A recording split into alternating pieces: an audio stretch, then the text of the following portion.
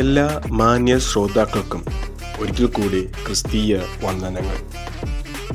നാം കഴിഞ്ഞ ദിവസങ്ങളായി ഒത്തിരി കഥാപാത്രങ്ങളെക്കുറിച്ച് പഠിച്ചുകൊണ്ടിരിക്കുകയാണ്. കഴിഞ്ഞ ദിവസവും നാം ഹാബേലിൻ്റെയും കയീൻ്റെയും യാഗത്തെക്കുറിച്ചാണല്ലോ നാം പഠിച്ചത്. ഇന്ന് നാം ചിന്തിക്കാൻ പോകുന്നത് ഹാബേൽ ചരിത്രത്തിലെ ഒന്നാമത്തെ രക്തസാക്ഷി. ഞാൻ ചരിത്രങ്ങളൊന്നും പറഞ്ഞ് വിശദീകരിക്കുവാൻ ആഗ്രഹിക്കുന്നില്ല. എന്നിരുന്നാലും കയീൻ ഹാബേലിനെ കൊല്ലുവാനുണ്ടായ ആ കാരണം മാത്രം പറഞ്ഞ് മുന്നോട്ട് പോകുവാൻ ആഗ്രഹിക്കുകയാണ്. ബൈബിൾ എല്ലാവർക്കും സുപരിചിതമായതുപോലെ കയീൻ്റെയും ഹാബേലിൻ്റെ ചരിത്രവും എല്ലാവർക്കും സുപരിചിതമാണ്. അപ്പോൾ കയീനാണെങ്കിൽ തൻ്റെ യാഗത്തിൽ ദൈവം പ്രസാദിക്കുന്നില്ല എന്ന് കണ്ടപ്പോൾ തനിക്ക് കോപമുണ്ടാവുകയും തൻ്റെ പ്രിയ സഹോദരനെ വയലിൽ കൊണ്ടുപോയി അവിടെ വെച്ച് കൊന്നു നമുക്ക് ബൈബിളിൽ കാണാൻ കഴിയും. ദുഷ്ടസന്തതിയായ കയീൻ്റെ അതിക്രമത്തിനു വിധേയനായി കൊല്ലപ്പെട്ട നിർദോഷിയായ നീതിമാനാണ് ഹാബേൽ. ഹാബേൽ ഒരു തെറ്റും ചെയ്തിട്ടില്ല. താൻ ചെയ്തത് ദൈവസന്നിധിയിൽ യാഗമർപ്പിക്കുക മാത്രമാണ് ഹാബേലും കയീനും ചെയ്തത്. എന്നാൽ കയീൻ്റെ യാഗത്തിൽ ദൈവം പ്രസാദിക്കുന്നില്ല, മറിച്ച് ഹാബേലിൻ്റെ യാഗത്തിൽ ദൈവം പ്രസാദിക്കുന്നു എന്ന് മനസ്സിലാക്കിയപ്പോൾ അവനെ കൊന്ന് സഹോദരനെ കൊല്ലുന്ന ആദ്യത്തെ കൊലയാളിയും അതുപോലെ തന്നെ സഹോദരനാൽ കൊല്ലപ്പെട്ട ഒന്നാമത്തെ രക്തസാക്ഷിയുമായി മാറി ഹാബേൽ.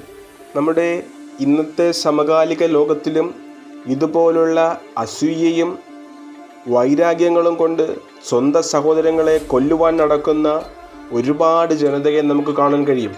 അവരുടെ മധ്യത്തിൽ നാം നമ്മുടെ സഹോദരനെ സ്നേഹിച്ച് നമ്മുടെ കൂടപ്പിറപ്പിനെ പോറ്റി പുലർത്തേണ്ടുന്ന കടമ ദൈവം നമുക്ക് നൽകിയിരിക്കുകയാണ്. ഒരുപക്ഷെ ദൈവം ഒരു ഭാഗത്ത് ഒരുവനെ സ്നേഹിക്കുന്നു എന്ന് നമുക്ക് തോന്നുമായിരിക്കും. പക്ഷേ ദൈവം രണ്ടുപേരെയും ഒരുപോലെ സ്നേഹിക്കുന്ന ദൈവമാണ്. കഴിഞ്ഞ ദിവസം നാം ചിന്തിച്ചായിരുന്നു, ദൈവം രണ്ടുപേരുടെ യാഗത്തിലും പ്രസാദിക്കാനുള്ളതായിരുന്നു. കാരണം രണ്ടുപേരും യാഗമാണ് കൊണ്ടുവന്നതെങ്കിലും ഒരുത്തൻ്റെ മനോഭാവം ശുദ്ധിയായിരുന്നു, മറ്റവൻ്റെ മനോഭാവം ശുദ്ധിയല്ലായിരുന്നു. അതുകൊണ്ടാണ് ദൈവം ഒരു യാഗത്തിൽ പ്രസാദിച്ചതും മറ്റു യാഗത്തെ തിരസ്കരിച്ച് കളയുവാൻ അല്ലെങ്കിൽ പ്രസാദം ഉണ്ടാകാഞ്ഞതും. അപ്പോൾ നമ്മുടെ യാഗങ്ങളിൽ ദൈവം പ്രസാദിക്കണമെങ്കിൽ നാം നമ്മുടെ മനോഭാവം ആദ്യം മാറ്റിയിട്ട് വേണം ദൈവസന്നിധിയിലേക്ക് വരുവാൻ. അങ്ങനെ വരുന്നെങ്കിൽ മാത്രമേ നമുക്ക് മനുഷ്യരോട് പകയില്ലാതെ വേണം സ്നേഹത്തിൽ ജീവിക്കാൻ കഴിയത്തുള്ളൂ. നമുക്ക് പകയുണ്ടെങ്കിൽ ഒരിക്കലും ഒരു കൂട്ടായ്മ ബന്ധത്തിൽ ജീവിക്കാൻ കഴിയത്തില്ല. സഹോദരന്മാർ തന്നെയായാലും സ്വന്തം സഹോദരന്മാർ ഒരുമിച്ചായിരുന്നാലും ഒരിക്കലും ഒരു ഐക്യത്തിലോ അല്ലെങ്കിൽ ദൈവിക സ്നേഹത്തിലോ ജീവിക്കാൻ കഴിയത്തില്ല. അപ്പോൾ ദൈവം നമ്മെ ഓരോരുത്തരെയും കുറിച്ച് ആഗ്രഹിക്കുന്നത് നാം നമ്മുടെ സഹോദരന്മാരെ സ്നേഹിച്ച് നമ്മുടെ ചുറ്റുപാടുമുള്ള എല്ലാവരെയും ഒരുപോലെ സ്നേഹിച്ച് ജീവിക്കുന്നവരാകുവാൻ കർത്താവ് ആഗ്രഹിക്കുകയാണ്.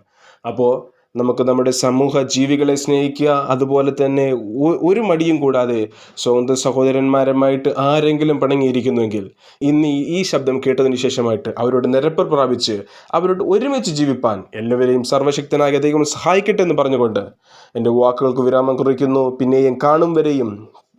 പിന്നെയും മറ്റൊരു വീഡിയോയുമായി നിങ്ങളുടെ മുമ്പിൽ വരുന്നവരെയും എല്ലാവരെയും ദൈവം അനുഗ്രഹിക്കട്ടെ, മാനിക്കട്ടെ. ദൈവത്തിൻ്റെ കൃപയും അനുഗ്രഹങ്ങൾ നൽകി ദൈവം സൂക്ഷിക്കട്ടെ. പ്രത്യേകിച്ചും സഹോദരന്മാർ തമ്മിൽ ഒരു ഐക്യത്തിൽ ജീവിപ്പാൻ, രക്തബന്ധങ്ങളായാലും നമ്മുടെ ചുറ്റുപാടുമുള്ള എല്ലാ സഹോദരന്മാരുമായിട്ട് ഒരു സ്നേഹബന്ധത്തിൽ ജീവിപ്പാൻ സർവശക്തനായ ദൈവം നമ്മെ സഹായിക്കട്ടെ എന്ന് പറഞ്ഞുകൊണ്ട് വാക്കുകൾക്ക് വിരാമം കുറിക്കുന്നു. എല്ലാവരെയും ദൈവം അനുഗ്രഹിക്കുമാറാകട്ടെ.